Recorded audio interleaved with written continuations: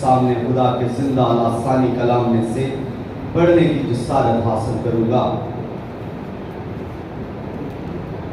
फिर मैंने मक़दस में से किसी को बड़ी आवाज से उन सातों फरिश्तों से ये कहते सुना कि जाओ खुदा के कहर के प्यालों, सातों प्यालों को जमीन पर उलट दो। बस पहले ने जाकर अपना प्याला जमीन पर उलट दिया और जिन आदमियों पर उस हैवान की छाप थी और जो उसके बुत की परस्तश करते थे, उनके एक बुरा और तकलीफ देने वाला नसूर पैदा हो गया। और दूसरे ने अपना प्याला समंदर में उल्टा और वो मुर्दे का साबुन बन गया और समंदर के सब जानदार मर गए। और तीसरे ने अपना प्याला दरियाओं और पानी के चश्मों पर उल्टा और वो खून बन गए। और मैंने पानी के फरिश्ता को ये कहते सुना कि ऐ कदूस जो है और जो था, तू आदल है कि तूने ये इंसाफ किया, क्योंकि उन्होंने मुकद्दसों और नबियों का खून बहाया था और तूने उन्हें खून पिलाया, वो इसी लायक हैं। फिर मैंने कुर्बानगाह में से ये आवाज सुनी, ऐ खुदावन खुदा कादरे मुतलिक, बेशक तेरे फैसले दुरुस्त और रास्त हैं। खुदावन के कलाम के पढ़े सुने और कबूल किए जाने पर खुदावन की कसरत के साथ बरकत हो। सब कहें आमीन। आमीन। खुदावन का के कलाम के इस हिस्सा को जो मैंने आपके सामने तलावत किया है, इसका पहला हिस्सा मैं बयान कर चुका हूं पिछले संडे। 7 कहर के प्याले, तो वो जो हमने पिछले हफ्ते बयान किया या सुना या पढ़ा या सीखा, वो था इन 7 प्यालों की तैयारी। फरिश्तों ने तैयारी की और वो सारा सिस्टम ये कैसे हुआ, वो कहां से निकले और वो प्याले उनको किसने दिए, ये भी हमने सीखा। और वो 7 फरिश्ते प्याले लेकर कहां से निकले और उन 7 फरिश्तों को जो 7 प्याले दिए गए वो किसने दिए। तो फिर से रिवाइज करूंगा कि वो खुदा के मक़दस में से निकले और वहां मक़दस में 4 जानदार थे। उन 4 जानदारों में से एक ने उन 7 फरिश्तों को कहर के प्याले दिए और फिर एक आवाज आई कि जमीन पर उलट दो। और वो बड़ी आवाज थी जो यहां पर लिखा है कि फिर मैंने मक़दस में से किसी को बड़ी आवाज से उन 7 फरिश्तों से ये कहते सुना के जाओ खुदा के कहर के 7 प्याले जमीन पर उलट दो। पहला प्याला उलटने से पहले एक आवाज आती है और उसको बड़ी आवाज से पुकारा गया है। एक बड़ी आवाज आई और ये आवाज किसकी थी? ये आवाज कई बार मुकाशफा की किताब में आई है और इसको यूहन्ना सुनता रहा है। ये बड़ी आवाज देने वाला खुदावंद यीशु मसीह है। मेरा और आपका खुदावंद है, मेरा और आपका मुनज्जी है, मेरा और आपका निजात दहिंदा है, मेरा और आपका मुहाफिज और पालने वाला और परवरदिगार खुदावंद यीशु मसीह है। इसने बड़ी आवाज से पुकार कर कहा, यानी उन 7 फरिश्तों को हुक्म दिया कि वो अपने प्याले जमीन पर उलट दे। अब यहाँ पर से एक खास हुक्म है और उस हुक्म खास हिस्सा के लिए है। उनको ये हुक्म नहीं कि वो आसमानों पर अपने प्यालों को उलट दे, बल्कि उनको ये हुक्म है कि वो जमीन पर अपने उलट दे। और जब वो अपने प्याले जमीन पर उल्टेंगे तो फिर खुदा के कहर नाज़िल होंगे, खुदा का गज़ब नाज़िल होगा और फिर जमीन के रहने वाले इंसान तरह तरह की मुसीबतों में पड़ जाएंगे। जब उनको यह हुक्म दिया गया तो उन सातों में से एक फरिश्ता आगे बढ़ा और उसने जो उसके हाथ में खुदा के कहर का प्याला था, जिसको एक जानदार ने उसे दिया था, वो कहर का प्याला उस पहले फरिश्ता ने जमीन पर उलट दिया। और जैसे ही उसने अपना प्याला जमीन पर उलट दिया है तो हुआ ये कि जमीन पर जब उसने उल्टा है तो समंदर के वो सारे जानदार मर गए। यानी उसने अपना प्याला कहां पर उल्ट दिया है? जमीन पर। और मुतासर क्या हुआ है? जमीन पर जब उसने उल्टा है तो मुतासर क्या हुआ है?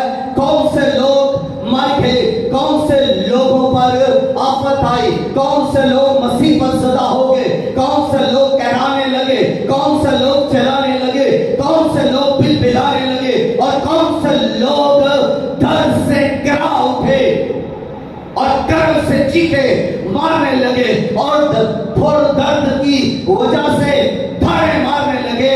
ये कौन से लोग हैं? जब जमीन पर प्याला उल्टा गया है तो याद रखें, दो किस्म के लोग इसकी साथ में आते हैं। पहले वो जिन्होंने हैवान की परस्तश की, पहले वो जिन्होंने हैवान की परस्तश की, दूसरे वो जिन्होंने उसके बुत की परस्तश की और खुदा का इनकार किया, खुदा की कुदरत का इनकार किया, खुदा के जलाल का इनकार किया, खुदा की मोहब्बत का इनकार किया, खुदा की शफ़क़त का इनकार किया, खुदा के रहम का इनकार किया और वो मगरूर रहे और वो गाफिल रहे और वो खुदा को भूल रहे, खुदा की नेमतों को भूल रहे, खुदा की बरकतों को भूल रहे। खुदा ने उनको जिंदगी दी, खुदा ने उनकी जिंदगी में खुदा ने उन्हें बड़ी नेमतें और बरकतें दी और वो उन बरकतों का फायदा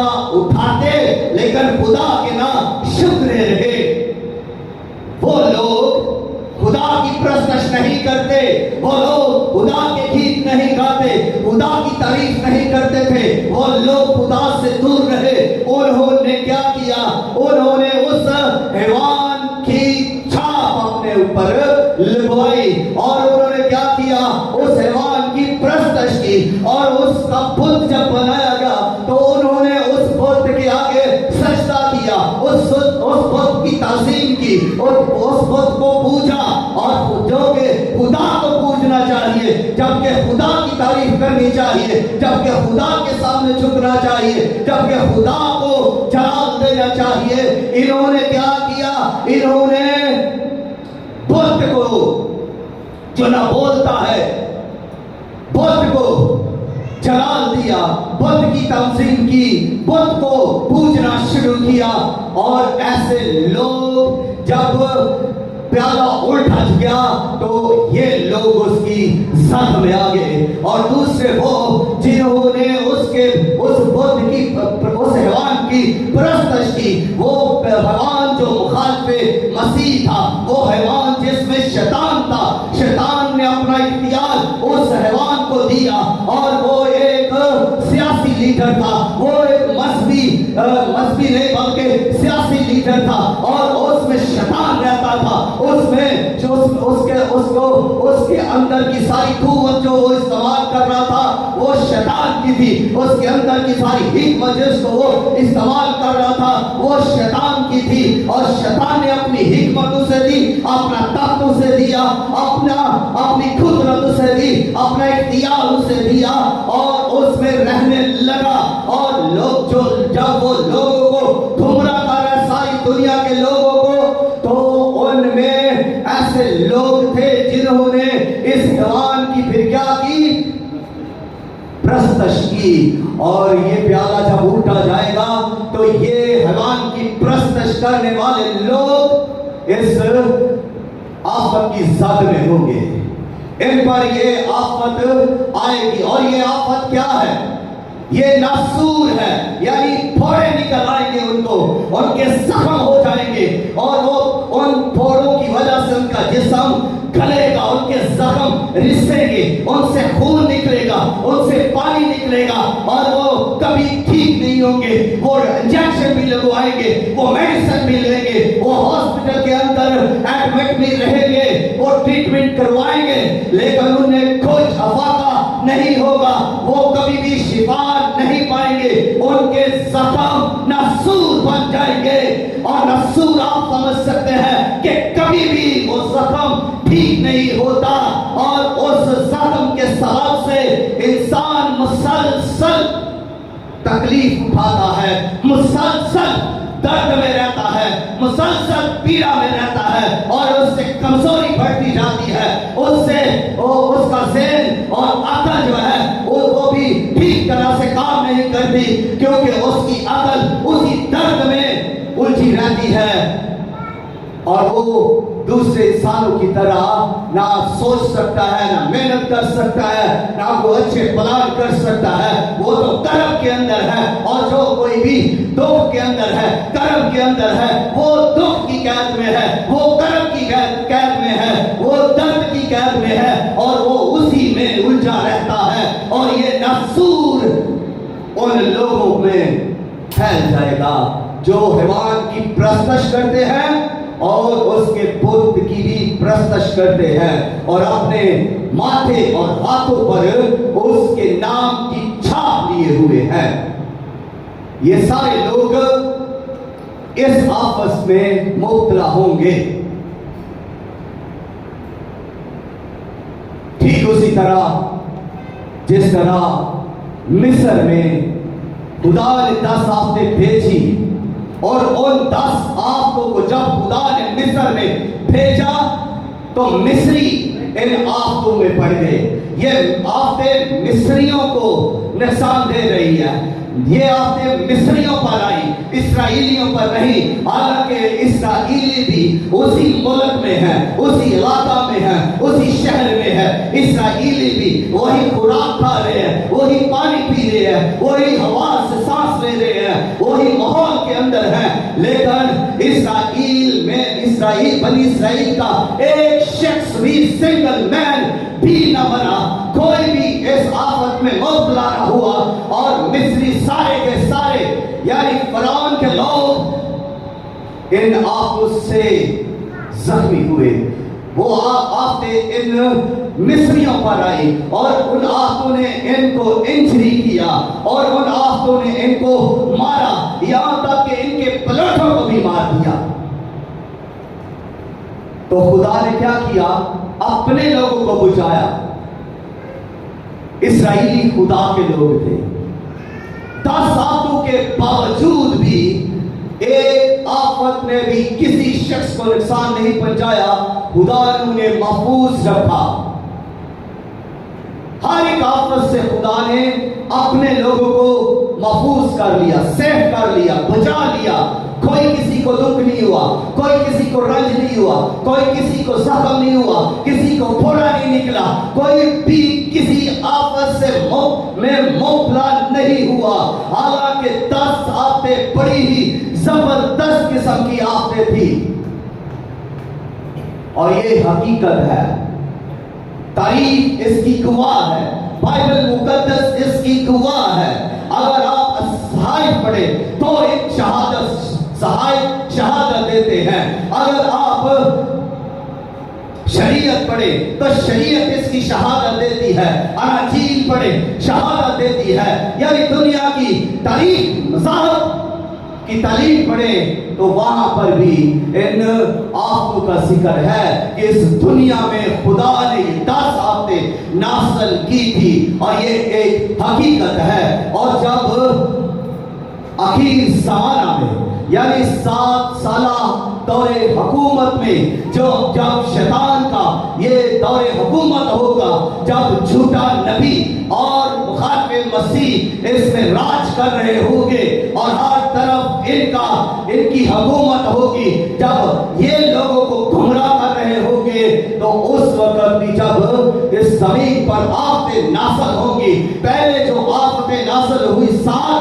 वो आफतें मोरे खोलने से साथ आफतें जमीन पर नाज़िल हुई और लोग उनसे जख्मी हुए, लोग उनसे मर गए, लोग उन आफतों की जद में आए। फिर उसके बाद 7 नरसिंगों की आफतें आई और 7 नरसिंगों की आफतों की वजह से भी लोग मारे गए और जख्मी हुए और दर्दज़दा हुए और कर्म से चलाने लगे। अब तीसरा जो दर्जा है, ये है 7 कहर के प्यालों का। और ये 7 कहर के प्याले जब 7 फरिश्ते उलट रहे हैं, तो ये ज्यादा पहली 2 जो आफतें हैं, यानी मोरों के खुलने की आफतें और नरसिंगों के फूंके जाने की आफतें, उन 4 आफतों से ज्यादा बड़ी और शिद्दत से भरपूर ये 7 आफतें हैं और इनका साइज यूं कह के बड़ा है। जब पहली आफतें आई तो क्या हुआ कि जमीन का 2.5 हिस्सा, लेकिन यहां पर पूरी जमीन जो है वो इस आफत में मुब्तला हो गई। पूरी जमीन पर डाला गया। पहले जमीन का इंतहाई हिस्सा था, अब यहां जो ये पहली आफत जमीन पर पहली आफत आई है प्यालों की वजह से। खुदा के फरिश्ता ने जब प्याला अपना जमीन पर उल्टा है तो पूरी जमीन है, सारे मुल्क इसकी जद में होंगे। हर मुल्क, हर इलाका, हर गांव, शहर, हर जगह पर इसका असर होगा और इसका असर वही लोग, वो उन लोगों पर असर होगा जिन्होंने खुदा को रद्द किया, खुदा को जलाल न दिया, खुदा से दूरी इख्तियार की और खुदा का इनकार करके वो इब्लीस के पैरोकार हो गए। फिर इसके बाद दूसरा प्याला, दूसरा फरिश्ता जमीन पर डालता है। तो जमीन पर वो किसी से पर डालता है, आइए पढ़िए, लिखा है 30वीं आयत में, और दूसरे ने अपना प्याला समंदर में उल्टा और वो मुर्दे का सा खून बन गया और समंदर के सब जानदार मर गए। समंदर कहां है? जमीन पर। अब जमीन के ऊपर जो समंदर है, इन पर जब दूसरे ने अपना प्याला उल्टा तो फिर समंदर का पानी जो है वो खून बन गया और समंदर के अंदर की सारी मखलूकात, चाहे वो मछलियां हैं, चाहे वो और जानदार हैं, वो सब के सब मर गए इस खून की वजह से, क्योंकि पानी उनकी जिंदगी है और खून उनके लिए मौत बन गया। और जब हर एक चीज जो उस समंदर के अंदर है तबाह हो गई, मर गई, तो देखिए कि इंसान जो समंदर से भी खुराक हासिल करता है, मछलियां खाता है और इसमें से बहुत सारे, इसको सी फूड कहा जाता है, इंसान लेता है। और जब ये समंदर ही खून बन गया है, जब समंदर के अंदर की मछलियां ही मर गई है, तो इंसान मछलियां कहां से लेगा? इंसान सी फूड कहां से लेगा? सब कुछ पानी, सारा पानी जो खून बन चुका है और खून के सबब से सारे जानदार अब मर चुके हैं। समंदर के अंदर मौत ही मौत है, तबाही ही तबाही है। और इस सवाल से भी जो बाकी लोग जमीन पर जिंदा होंगे वो भी मुतासर होंगे, वो भी भूख से मरेंगे। और इसके बाद और तीसरी आफत को देखिए, जब तीसरी आफत जमीन पर आती है तो फिर 4वीं आयत में लिखा है, तीसरे फरिश्ता ने अपना प्याला दरियाओं और पानी के चश्मों पर उल्टा और वो खून बन गए। अब तीसरा फरिश्ता अपना प्याला कहां पर अंधेरता है? वो दरियाओं और चश्मों पर। ये दरिया कहां से निकलते हैं? ये चश्मे कहां से निकलते हैं? और ये दरिया जो है ये पानी से लबरेज होते हैं और ये समुद्रों से निकलते हैं। तो चश्मे जो है वो पहाड़ों से निकलते हैं, जमीन से निकलते हैं। अब इनका पानी जो है वो भी खून बन चुका है। जो मखलूकात अब दरियाओं के अंदर है वो भी अब पानी के खून बनने के सबब से मर गई। ना जिंदगी समंदर के अंदर रही, ना जिंदगी दरियाओं के अंदर रही और ना अब जिंदगी चश्मों के अंदर है, क्योंकि चश्मों के अंदर की भी सारी मखलूकात मर गई, इसलिए कि वो चश्मे भी खून बन गए हैं। किस कदर मौत, हलाकत और तबाही जमीन पर फैली हुई है। खुदा अपने कहर को अंधेरता ही जा रहा है।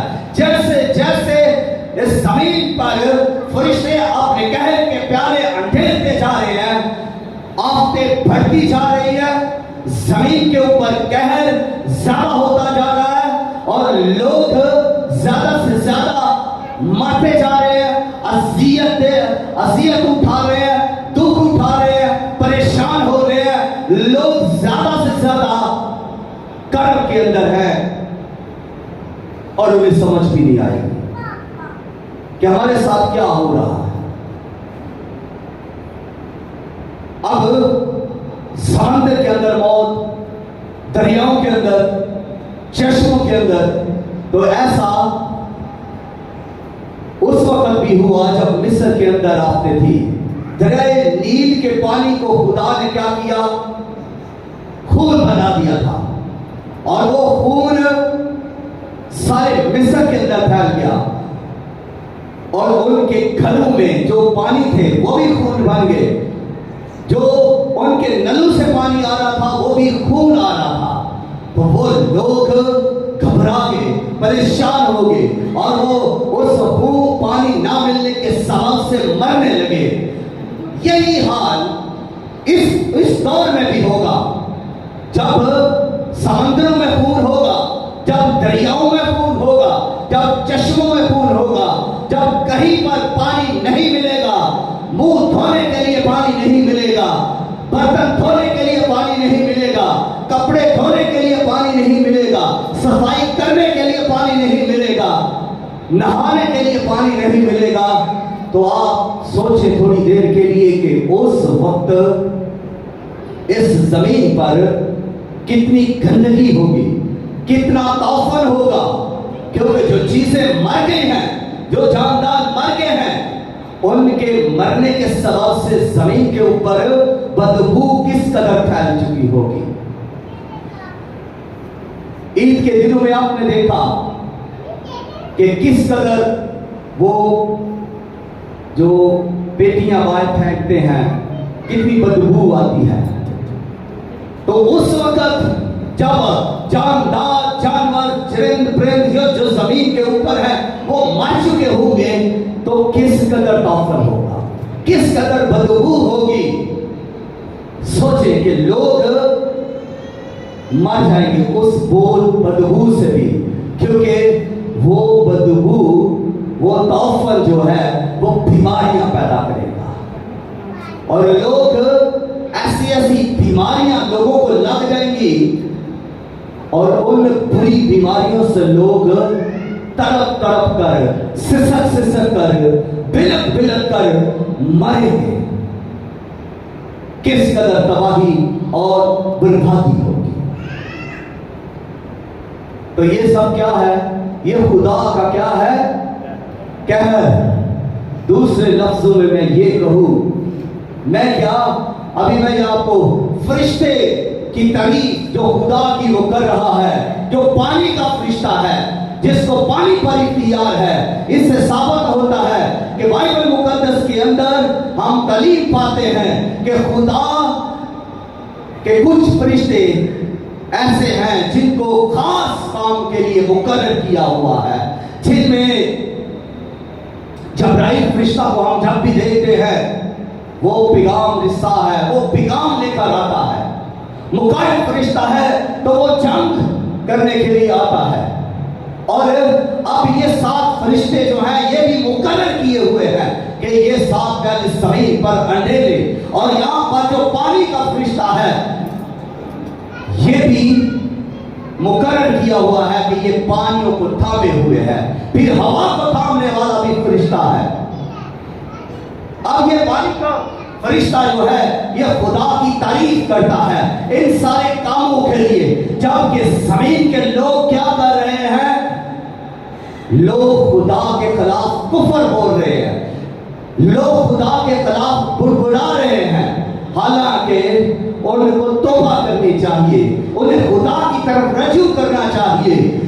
वो दुनिया की उस वक्त की सिचुएशन को देखकर लोगों को तो सच में आ जाना चाहिए, खुदा की तरफ मुड़ जाना चाहिए और ठीक और सही और एक तौबा कर लेनी चाहिए। मगर वो खुदा के खिलाफ कुफर बोलते हैं, आसमान के खिलाफ वो कुफर बोलते हैं। वो फोड़ों में मुब्तला है लेकिन कुफर बोलते हैं, वो बीमारियों में मुब्तला है लेकिन कुफर बोलते हैं, वो मर रहे हैं लेकिन कुफर बोलते हैं, उनको पानी पीने के लिए नहीं मिल रहा, वो कुफर बोल रहे हैं, खुदा के खिलाफ बुड़बुड़ा रहे हैं। उन्हें मुंह धोने के लिए पानी नहीं मिल रहा, वो खुदा के खिलाफ बातें कर रहे हैं, कुफर बोल रहे हैं। उन्हें नहाने के लिए पानी नहीं मिल रहा, उन्हें कपड़े धोने के लिए पानी नहीं मिल रहा, खाने पकाने के लिए पानी नहीं मिल रहा, तो वो क्या कर रहे हैं? वो खुदा के खिलाफ कुफर बोल रहे हैं, वो खुदा के खिलाफ, उसके फरिश्तों के खिलाफ, आसमान के खिलाफ कुफर बकते हैं।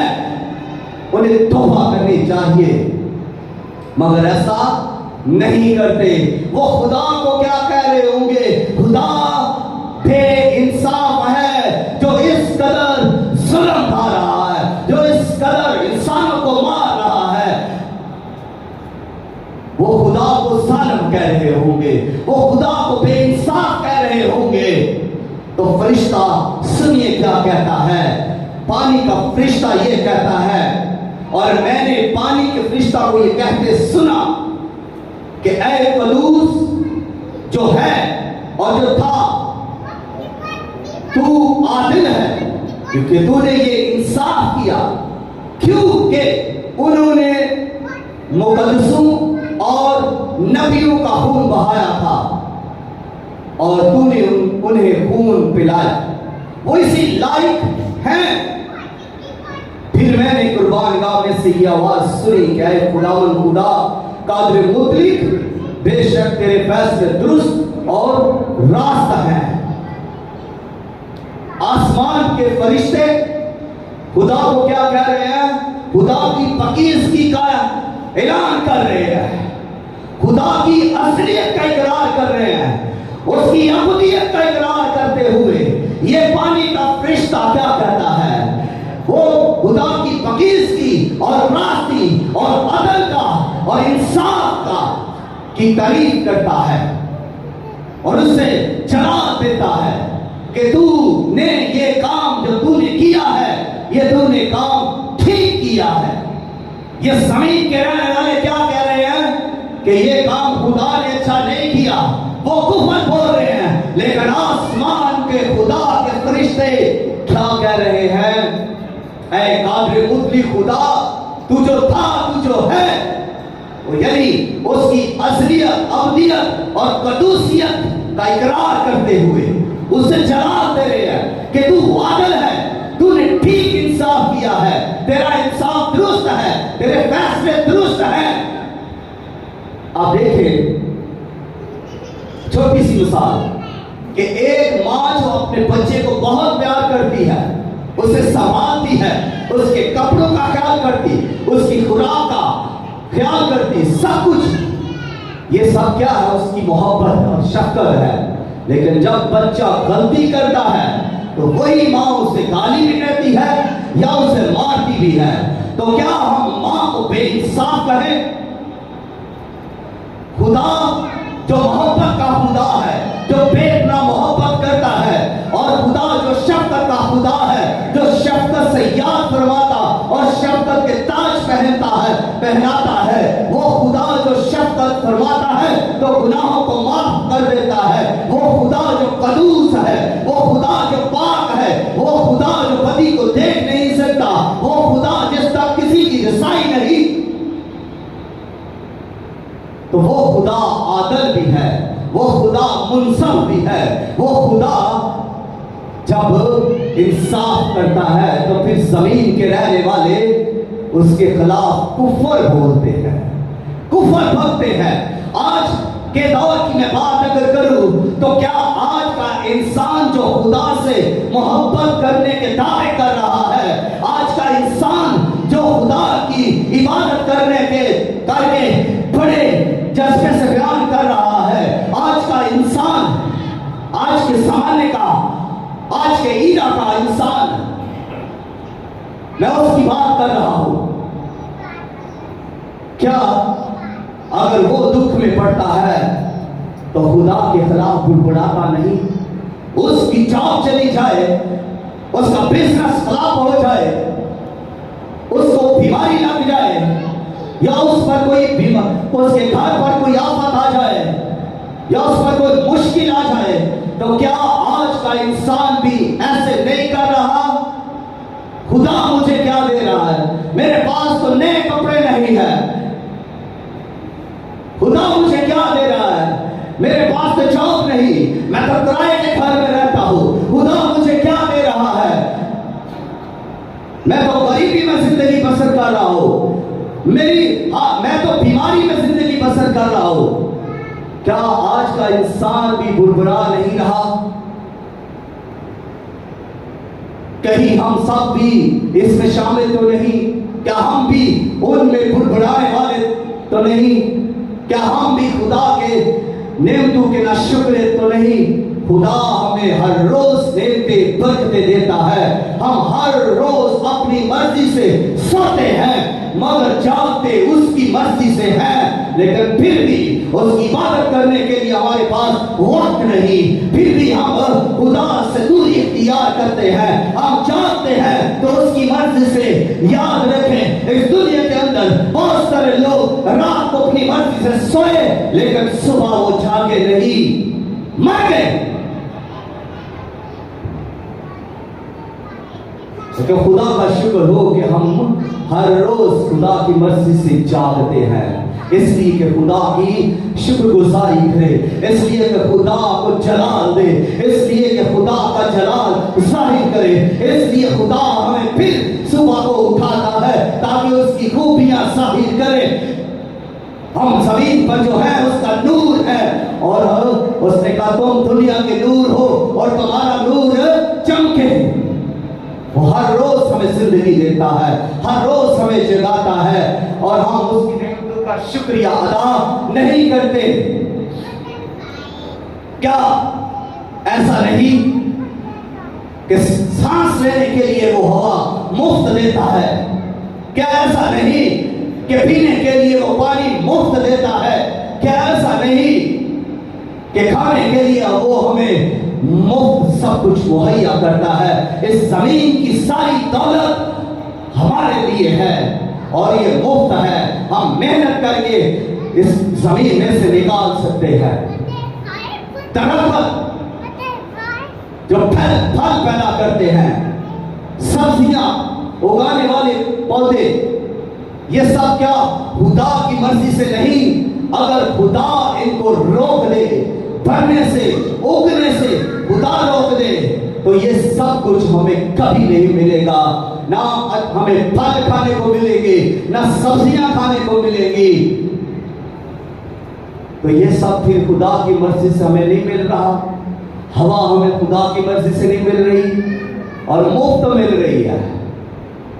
सूरज की गर्मी हमें मुफ्त मिल रही है और सर्दी भी हमें मुफ्त मिलती है। गर्मियों में हम एसी लगाकर पैसे लगाकर सर्दी लेना चाहते हैं और सर्दियों में हम हीटर लगाकर गर्मी लेना चाहते हैं तो कितना बिल आ जाता है। आपको खुदा गर्मी भी मुफ्त देता है, सर्दी भी मुफ्त देता है और बारिश भी आपके लिए मुफ्त आती है और हवा भी आपके लिए मुफ्त है कि आप जिंदा रहे।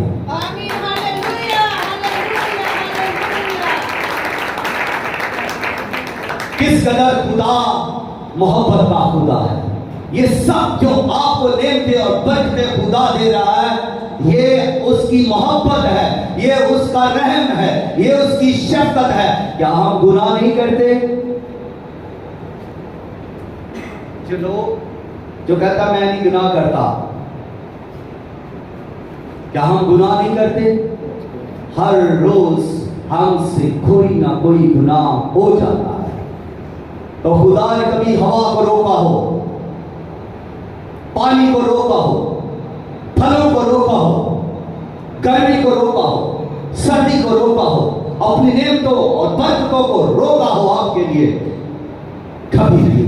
तो ये खुदा का क्या है? रहम और तरस है आपके लिए कि आप गुनाह के बावजूद भी खुदा की नेमतों और बरकतों से लुत्फअंदोज़ हैं। बदी के बावजूद भी आप खुदा की नेमतों के मजे उठ रहे हैं। आप पर खुदा की शफकत है, खुदा आपसे खुदा मोहब्बत करता है। गुनाह करने के बावजूद भी हम खुदा की मोहब्बत से इंजॉय करते हैं, खुदा की शफकत के मजे लूटते हैं। कोई चीज वो हमसे जुदा नहीं करता। ये खुदा की शफकत और मोहब्बत और रहमत है। लेकिन याद रखें कि जब खुदा जो इंसाफ का खुदा है, वो अपना हाथ बढ़ाता है, जब कहर को नासिल करता है तो उसे कोई बात नहीं कर सकता। फिर जब खुदा फैसला ले लेता है, जब उसने नूह के ज़माने में खुदा ने बारिश का तूफान भेजने का फैसला लिया तो सारी दुनिया को गर्क खुदा ने कर दिया। सिर्फ 8 जाने बच गए। इसी तरह खुदा इस जमाना में भी जब हर तरफ आफतें नाज़िल हो रही होंगी और लोग मर रहे होंगे, खुदा सिर्फ अपने लोगों को बुझाएगा। खुदा उनको बुझाएगा जिन्होंने हैवान की प्रस्तश नहीं की। खुदा उनको बुझाएगा जिन्होंने उसके नाम की छाप नहीं दी। खुदा उनको बुझाएगा जिन्होंने उसके बुत की प्रस्तश नहीं की। और खुदा उनको बुझाएगा जिन्होंने उसके मसीह को रद्द नहीं किया। खुदा उनको बचा लेगा, खुदा उनको महफूज रखेगा। और ये आफतें जो ज़मीन पर बड़ी से बड़ी नाज़िल हो रहे होंगी, खुदा इनसे महफूज करेगा। कोई आफत भी किसी पर भी नहीं आएगी, जरा सा भी असर उन पर नहीं होगा। जो खुदा को जलाल देते हैं, जो उसके मसीह को कबूल करते हैं, जो उसके बेटे यीशु मसीह को चूमते हैं, क्योंकि कलाम में लिखा है कि बेटे को चूमो इससे पहले कि खुदा कहर में आए।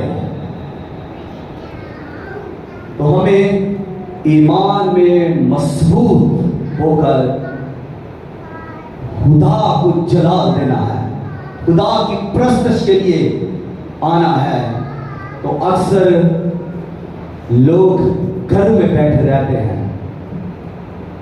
खुदा की प्रस्तश का वक्त हो तो निकले सब कुछ छोड़कर।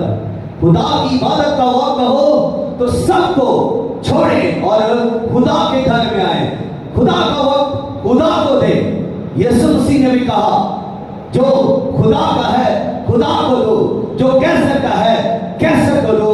तो आपके लिए भी आज भी यही कलाम है। बाइबल के अंदर ये लिखा हुआ है। 2000 साल पहले भी यही कलाम खुदावंद यीशु मसीह ने बोला और ये लिखा गया।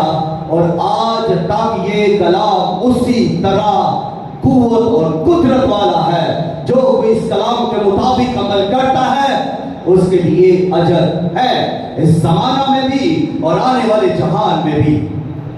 जो खुदा का है खुदा को दो, और जो कैसर का है कैसर का दो। जो खुदा का है खुदा को दो। अपने बच्चे, अपना बदन, अपनी जान खुदा को दो। खुदा आपको पालता है, खुदा ने आपको पैदा किया, खुदा आपका खालिक और मालिक और राज़िक है। खुदा को अपना आप सौंप दे, अपने पर खुदा आपको बच्चे देता है और वो बच्चे खुदा को दे। अगर खुदा को नहीं देंगे तो कैसर ले जाएगा, यानी शैतान और बच्चों को ले जाएगा, और वो क्या बनाएगा? उनको शैतान ही बनाएगा। फिर आप अपने मुंह से कहेंगे ये बच्चा शैतान है, और कहते भी हैं मेरा बच्चा बहुत शैतान है, इनका बच्चा, हमसायों का बच्चा बहुत शैतान है, क्योंकि वो शरारतें कर रहा है। फिर आप ऐसे कहते हैं क्योंकि आपने अपने बच्चों को खुदा को नहीं दिया। खुदा को देने का मकसद है कि उनको बाइबल सिखाएं, उनको दुआ सिखाएं, उन्हें खुदा की तरफ आने के लिए बार बार कहें कि वो खुदा को जाने, खुदा को सीखे, खुदा उनके अंदर हो, उसका कलाम, उसका रूह उनके अंदर हो, तो वो बच्चे किनके होंगे? वो खुदा के होंगे। फिर आप उनको कभी भी शैतान बच्चे नहीं कह सकते। जो खुदा का है खुदा को दो, तो जो कुछ भी खुदा आपको देता है उसमें से जो कुछ खुदा का है वो खुदा को दे, और जो कुछ आपका है वो आप रखें। अगर आप इस कुलिया पर, इस कलाम पर अमल नहीं करेंगे तो फिर तीसरा इंटरफेयर करेगा, और वो शैतान है।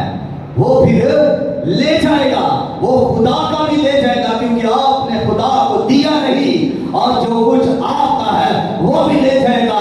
फिर आप बिलबिलाते तड़पते रह जाएंगे और यही कहते रह जाएंगे हमने बड़ी मेहनत की मगर हमारे पास बचता नहीं, हमने बहुत कुछ किया मगर पता नहीं चलता, वो ले गया है चुरा करा।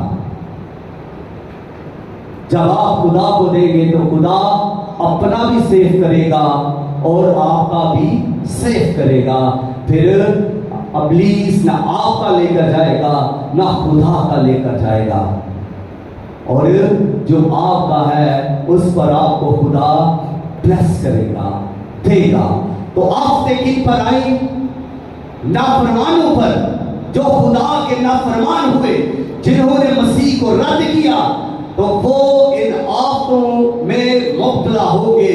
और जो जिन्होंने मसीह को कबूल किया, जो खुदा के लिए दुख उठाते रहे, जो खुदा के लिए अपनी जानें देते रहे, जो खुदा के लिए मर गए, वो महफूज है, उनकी रूहें भी महफूज है। यहां पर वो जो मर रहे थे उनको क्या किया गया? खून पिलाया गया, यानी उस खून जो समंदरों और दरियाओं और चश्मों का पानी खून बन गया था, तो वो उसी से मर गए। तो ये लोग क्यों मरे? क्योंकि इनका इंसाफ किया गया, और इन्होंने क्या किया था? नबियों और मुकद्दसों को इन्होंने कत्ल किया था। और नबी और मुकद्दस क्या करते हैं? खुदा की तारीफ करते हैं, खुदा को जलाल देते हैं, खुदा का पैगाम इस दुनिया में लाते देते हैं, और खुदा के कलाम को दुनिया तक लेकर आते हैं, खुदा की गवाही देते हैं। ये मुकद्दसों का काम है और ये नबियों का काम है। तो इनको कत्ल कर दिया गया, इन लोगों ने कत्ल किया। तो अब खुदा ने जब इंसाफ किया है तो फरिश्ते इसकी, खुदा के इंसाफ की तारीफ कर रहे हैं। और आए इस कलाम के वसीला से खुदा